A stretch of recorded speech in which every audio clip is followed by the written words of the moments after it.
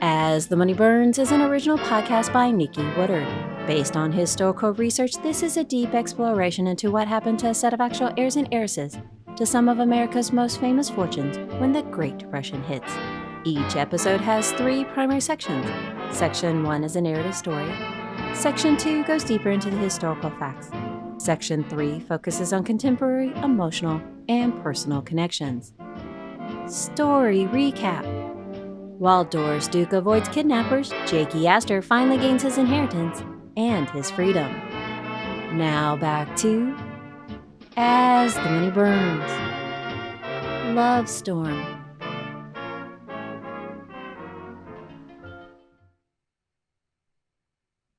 Fiery passion not only infects the young but the old as well, including one heir's mother caught up in another scandalous affair.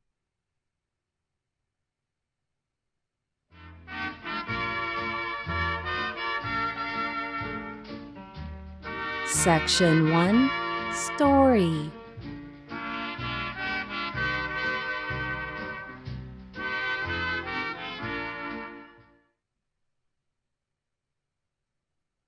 One thing is for certain, gossip will always exist, and nothing fuels gossip better than a romantic scandal. Little Miss Kissless, teenage heiress Janet Snowden's brief weekend with the Italian prince Caravita fills the news columns far longer than their marriage. On their 5th day of marriage, Janet stepped out into the rain to shop for a trousseau, only to phone Prince Caravita later, saying she would be shopping for a divorce. Weeks later, he hopes while she shops for a divorce, she will instead return to him with a trousseau. Impetuous young Janet is unlikely to understand that she actually married a prince who believes in I do for life, and will unlikely remarry if they do not reunite. His only worry is the stress and trouble this fiasco has caused his mother back in Naples. Janet might be new to scandal, but another society matron should know far better. The somewhat still young at heart, 40-year-old Madeleine Talmage Force Astor Dick recently went to Reno to procure her divorce from her childhood sweetheart and second husband, William Dick. Madeleine was first embroiled in scandal with her first marriage to twice older John Jacob Astor IV, aka Jack, from whom she was widowed upon returning from their honeymoon aboard the Titanic. 4 months later, she gave birth to their son, proud scion John Jacob Astor VI, aka Jakey. Madeleine would forgo her wealthy widow's trust to marry William Dick, but after lasting nearly 16 years, that marriage fails under the strain. Madeleine appears in Reno with her 2 younger teenage sons, William Force Dick, 16, and John Henry Dick, 14. Also heavily hanging onto her neck is her younger lover, almost half her age, the fiery 25-year-old Italian prizefighter, Enzo Fiermonte. Enzo is both a shot of youthful vigor and a bright spot in her otherwise gloomy and nerve-wracked life. Madeleine never did get over the tragedy of the Titanic, and now as her own beauty fades, her fear of aging makes everything worse. She keeps by her side a personal doctor, especially when she travels, only she changes them like tissues. And they can be as different as night and day from one to the next. First, the strong-built, big, bluff, hearty Dr. Malaud. He was the gateway for Madeleine to meet Enzo. Next came an old family friend, Dr. King. This tall, heavy, bald man just wrote a fictional book, The Last Slaver. King actually colluded with others, including Jakey, to try and break them up. Then a jovial, shock-headed, dark-haired Dr. Preston. He was good for her, had a lot more common sense than the others, but didn't take her illnesses seriously, so he had to go. Later, Dr. Weeks, then Dr. Watson, all within the lovers' span together so far. This love storm began in January 1932 aboard the ocean liner Vulcania. Returning to Italy after 6 months gone, and as a new Madison Square Garden fight winner, rising boxer and second-class passenger Enzo is upgraded to first class for dinner and other visits to keep a nervous Madeleine preoccupied. Their torrid affair starts the day after their first meeting. They separate once in Italy, only to reunite again and again. Madeleine can be very persistent and flaunts convention despite her claims of frailty and hating scandal. To keep him close, she employs Enzo to train her sons in boxing. Her sons aren't exactly athletic or fighters. The lovers bounce from place to place in all the best places in Venice, Lido, Paris, Lake Como, Manhattan, Palm Beach, Newport, or wherever else Madeleine's whims take her. All the while, Enzo tries unsuccessfully to establish himself as a boxer in America. He keeps his training regimen going, but offers for matches are fleeting. By the end of July 1933, Madeleine gains her freedom. Only Madeleine isn't the only one needing a divorce. Enzo too applies for a divorce in Reno, but the process takes far longer. His reluctant Italian red-haired wife, Signora Tosca Manetti Fiermonte of Rome, refuses to divorce him. Despite all the cheating, the young husband and wife remain passionately in love and share a son, Gianni. And of course, Enzo worries about his own mother and two younger brothers' opinions on the situation. But Madeleine's fortune proves far too alluring for the ambitious Enzo, and she will do anything to secure him as her own, even offering to pay off his Italian wife with a hefty sum. Madeleine fears most an alienation of affection lawsuit and the accompanying scandal. Not as preposterous as it sounds, it's a real threat. Just ask millionaire Phil Plant's former paramour, silver screen star Claire Windsor, who escaped the dangerous playboy after a shipwreck. Now, Claire is embroiled in an alienation of affection lawsuit. Her years-long former lover, Alfred Reed, defends the actress, claiming he was a single man to her when their romance began. And Miss Windsor, upon learning the truth, never asked for him to divorce his wife, nor marry her. He now wants to return to his wife, Marion Reed, and their children. He would prefer the $100,000 suit to be dropped. That's $2.4 million today. The young broker further admits that Marion had also confessed to him her own affair with a brother of a University of California football player, while Alfred himself went around with a dozen ladies and often received endearing letters and photographs afterwards. Of course, that whole thing is fodder for the press. Then the press finally learns of Madeleine and Enzo in Reno and Lake Tahoe, and the normally silent Tosca spills to the Italian press. Oh yeah, all hell breaks out. When the now 21-year-old in full possession of his inheritance and freedom and Newport's most eligible bachelor Jakey is asked about his mother's plans, Jakey quips, "I suppose it's true, unfortunately." He is currently not speaking with her due to the scandal. As well, his older half-brother, Vincent Astor, who is only a few months older than his former stepmother, remains quiet on the issue. Ever since Reno, the newspapers are tracking Madeleine and Enzo everywhere. Madeleine has always been a fixture for scandal. They both run hot and cold in their comments to the press. They head back to Manhattan for more punishment. Suddenly, word comes from Enzo's lawyer. Enzo's wife releases him after getting her own payday from Madeleine. According to one source, $17,000 to be exact. That's nearly $413,000 in 2024. Enzo heads back to Reno to finalize the details. Friday, September 1st, 1933. Upon the grant of his divorce, Enzo contemplates reuniting with Madeleine. He's a rather fickle lover, devoted while in her presence, but far too aware of the age difference between them. As he leaves the courtroom, he sees several young women ready to help him celebrate, but he has no interest. Then he receives the telegram. "When do you come?" Stop. "Children left New York." Stop. "Miss you." Stop. "Love, Madeleine." Stop. Immediately, he charters an airplane for Monday so he can join Madeleine on the East Coast in Manhattan. To the ever-present press, he exclaims, "I must get there quickly." Within those 2 days, Madeleine, nervous and fretful, checks out of the Hotel Pierre and heads off to Bermuda, along with her younger sons, William and John, and their tutor, Ralph Carr. They arrive at the Bellevue estate, which Madeleine leases for 2 months and is considering purchasing. Enzo takes the 17 hours flight to New York, wishing the plane might crash before he arrives, giving him a clear and final out of the situation. Wednesday, September 6, 1933. Having arrived on the East Coast, Enzo books passage aboard the Pan America ship, the slowest with 3-day travel to Bermuda.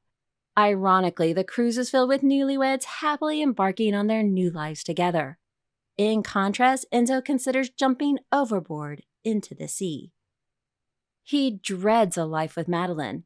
When they are together, he's happy enough, somewhat mesmerized by her. She even receives compliments from others that she looks much younger. But he knows. He knows full well everyone disapproves of them, and specifically of him. Jakey has even told him several times to his face. After nearly 18 months together, Enzo has grown weary of her lifestyle. The superficiality and smugness of the elites. Madeleine is always upset over something and rarely laughs except at a clever story. But then again, he admits, having now tasted caviar, could he settle for bread and butter? This will be it. He will visit her there before heading back to England. That's a fairly long way to go for a kiss goodbye. Meanwhile, Madeleine's sons and their tutor return to Manhattan for schooling. The passionate lovers meet at the Bermuda estate, but their marital plans are thwarted. Bermuda law requires a ministerial wedding for a valid marriage, and the only two religious entities on the island are the Church of England and the Roman Catholic Church, both which forbid remarriage to those divorced with living former spouses. Frustrated, Enzo has given up far too much over these last months, his goals and dreams pushed aside to be at her beck and call. The humiliation, the degradation, and still, she has some kind of power over him. Tuesday, September 12th, 1933. Heading for a moonlit swim, Madeleine, clad in a bathing suit and pearls, slips and falls on the polished floor in her bedroom. In agonizing pain, she fails to get up. An ambulance rushes her to the King Edward Hospital with Enzo and her secretary following behind it. Well, that's the story leaked to the press. Of course, that's not at all what happened. When Enzo informs her he plans to leave her for good, having another insecure fit, Madeleine accuses him of flirting with a younger girl in New York. Things get heated fast. She slaps Enzo in the face, but he refrains from hitting her back. "Stop it, Madeleine. Please stop it." But she won't. She can't. She's in full meltdown mode. "You can't love a man if you insist on ruining him by taking away his work and his home. That isn't love. That is possession. And I want to be possessed. Goodbye." He goes towards the door. As he turns the handle, she grabs him by the hair with both hands and yanks, screaming, "You shan't go. You shan't go. You can't. You shan't go. You can't. You shan't go. You can't." Instinctively reacting to the pain, the prizefighter lifts his arms up, then swiftly brings them down, making her release her grip. She falls to the floor. She doesn't get up. She just lies there, whimpering. He picks her up and carries her to the bed. She's weak. He holds her. She nestles her wet cheek against his chin. Then he goes and gets the latest doctor. The doctor suspects a fractured left arm. At the hospital, X-rays also reveal a broken shoulder. Despite an earlier confession, the doctor informs Enzo that Madeleine insists not to tell anyone else what happened. She doesn't want the truth known. Now, as she tries to recover, her hospital Romeo shows up every day professing his absolute love and devotion to her. Thursday, October 5th, 1933. Only weeks later, after another spat, Enzo attempts to return to the U.S. alone, but is barred re-entry and simultaneously from returning to Bermuda. He's stuck in purgatory aboard the ocean liner Queen of Bermuda, with detectives watching over him as he continues his daily training for his sanity's sake. Oh, how fickle love can be when circumstances change. Some romances are just made for scandal.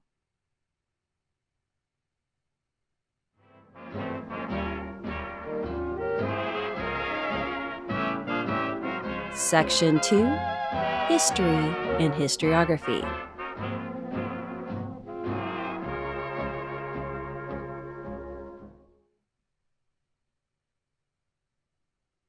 When going back through history, I have always enjoyed when things feel relative to the present, a context or situation that feels more than just some fact of the past. Of course, I love social history. I used to love reading women in teen magazines for their romance and other life situation articles, dating, romance, and anything psychological. So if I find anything similar in the past, I easily get hooked. We usually think of gold diggers as being women seeking higher profile and wealthier men. There is plenty of criticism leveled at blatant and crass social climbing. Whether new money or old, the rate of social acceptance can be a harsh and painful transition, if it ever really happens. So it kind of struck me in this particular story how quickly Madeleine Astor Dick's romance with a much younger lover, Enzo Fiermonte, took off in the press. I have been trying to track down any hint of scandal over the last year's timeline once I learned they actually met aboard the ocean liner Vulcania in January 1932. That same year also has a trip to Los Angeles during the July 1932 Olympics. So I knew Madeleine had chased Enzo there, but alas, there is no connection in the press. It isn't until a year later when Madeleine has another bout of divorce rumors that there is a peep about Enzo. After her divorce in July 1933, and especially now with Enzo's divorce the following September, there's a dramatic spike in interest. Furthermore, it is the way to which Enzo is alluded in the newspapers that is very telling. He is referred as the Italian Apollo, and Adonis, the Latin Gladiator, and even Hospital Romeo. Many burns. He is given very little respect in the papers, blowing off his somewhat middling boxing career for a running tab on his whereabouts and attitude in relation to Madeleine, throwing out shades of details as in mentioning him winning a male bathing suit competition in 1932 Santa Monica. As I have mentioned, the newspapers will state things a little more subtly, but still hint at a scandal. Then there are always marks of a more prudish time, as in the Bermuda restrictions on marriage and needing a religious ceremony while simultaneously having the only two available church services being Roman Catholic and Church of England, both of which forbid remarriage of divorcees with living former spouses. Once former spouses have become deceased, then a person will be allowed to remarry within the respective church. Kind of ironic to realize that the Church of England forbids remarriage since it was founded due to King Henry VIII's insistence on divorcing his first wife, Catherine of Aragon, so he could marry Anne Boleyn. Only in 2002 that canon law changes to allow for divorcees to marry. This change allows for Prince Charles, today's King Charles III, to marry Camilla Parker Bowles. Diana, Princess of Wales, had been deceased for several years by then, while Camilla's former husband, Andrew Parker Bowles, is still living today. Other adjoining news articles caught my attention that I would like to mention. In Columbus, Kansas, after being killed in a holdup, a filling station operator, W.F. Kimball, bequeaths in his will $7,000 to his faithful police dog, Tuffy, and only $10 to his son. That would be $170,000 for the dog and only $243 for the son in 2024. In all fairness, the whereabouts of his son, J.T. Kimball, are unknown for several years. In Berlin, Karl Martin Hartung is sentenced to 3 years in the penitentiary for swindling multiple women out of their savings in romance scams. Karl posed as the natural son, illegitimate son of Kaiser Wilhelm II. Karl is of no biological relation, but had actually once served as a secretary to Princess Hermione, the widowed Kaiser's second and much younger wife. Karl isn't new to troubles with the law. In May 1931, Karl is arrested with 4 other Nazi Party members for attacking a pedestrian outside a train station. While in 1929, Karl had previously attempted to blackmail the ex-Kaiser and Princess Hermione. After the Kaiser's death in 1941, Princess Hermione lives on his German estate until 1945, then flees as the Soviet Red Army advances. She will be placed under house arrest, then imprisoned at the Pollinenhof internment camp. In 1947, Princess Hermione dies from a heart attack while still under Soviet guard. She will be buried in Potsdam, the final resting place of several imperial family members, including the Kaiser's first wife, Augusta. Lastly, in important worthy news, a second female, Dr. Josephine Neal of New York joins the fight against the sleeping sickness encephalitis. The project is already overseen by another female, Dr. Margaret Smith, who has located in the kidneys the inclusion of bodies that point to the source of the infection in the St. Louis epidemic. A distant past that doesn't seem all that distant. Life keeps going while cycles keep repeating.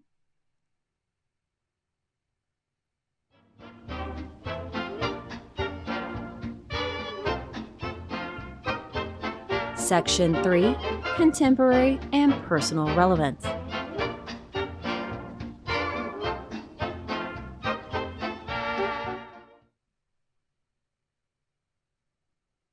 This podcast journey spurred partially out of my own broken heart and dreams, the frustration of wanting a creative career and the failure of a marriage, with a dreaded fear of returning to the dating pool.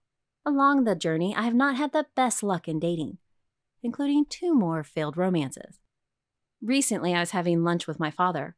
As my father joked with his longtime favorite waiter of a couple of decades, the waiter asked if I was rich. He let us know that if I was rich, there are a lot of single men worried about the upcoming presidential administration and needing a green card, but that they wanted wealthy women for the arrangement.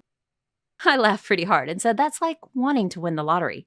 Besides, if I was wealthy, why would I need them?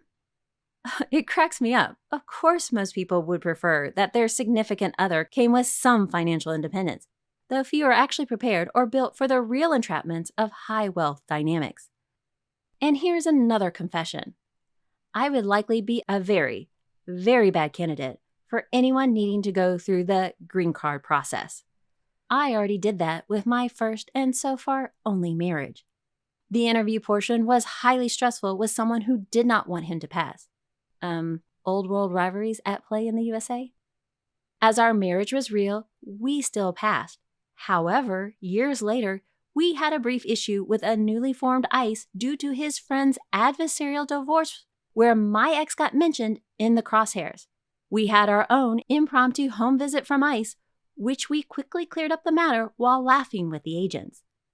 Ironically, had the opposite occurred, that might have saved me from some of the later, more disastrous fallout to come.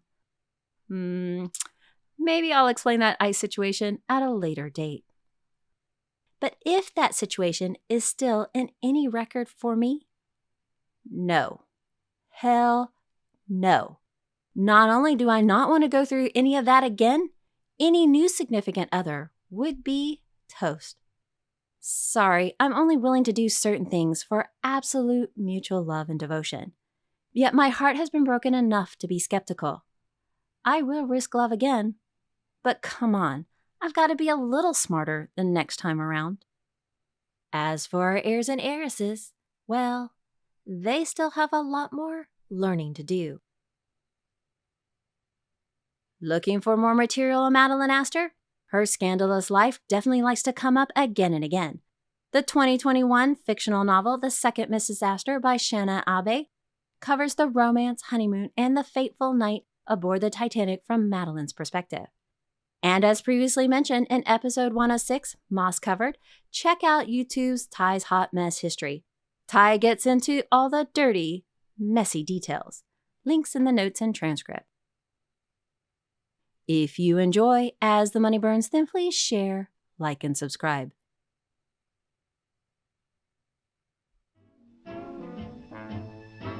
Next, when we return to As the Money Burns. Another heir, another birthday, 2 fortunes, a special gift, and by chance, possibly, someone to share it with. Until then. As the Money Burns is an original podcast written, produced, and voiced by Nikki Woodard based on historical research. Archival music has been provided by Past Perfect Vintage Music. Check out their website at www.pastperfect.com. Please come visit us at As the Money Burns via GoodPods X, formerly Twitter, Facebook, now Mado, or Instagram. Transcripts, timeline, episode guide, and character bios are available at asthemoneyburns.com.